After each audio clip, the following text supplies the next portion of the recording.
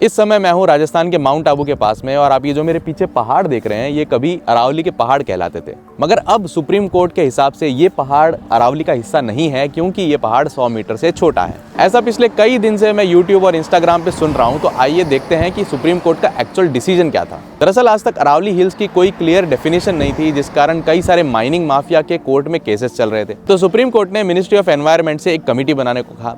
Committee ने अपनी definition दी, जो सुप्रीम कोर्ट ने एक्सेप्ट की। डेफिनेशन ये कहती है कि कोई भी पहाड़ जो अपनी सराउंडिंग प्लेन्स एरिया यानी कि लोकल रिलीफ से 100 मीटर से ज्यादा ऊंचा है, वही पहाड़ अरावली का पहाड़ कहलाएगा। उसके साथ ही अगर आसपास के 500 मीटर के अंदर एक और ऐसा पहाड़ है तो वो एरिया एक रेंज बन जाएगा। इसका मतलब है कि उनके बीच की लैंड, चाहे वो पहाड़ी हो, घाटी हो या फिर प्लेन एरिया हो, वो पूरा एरिया उस रेंज में आएगा।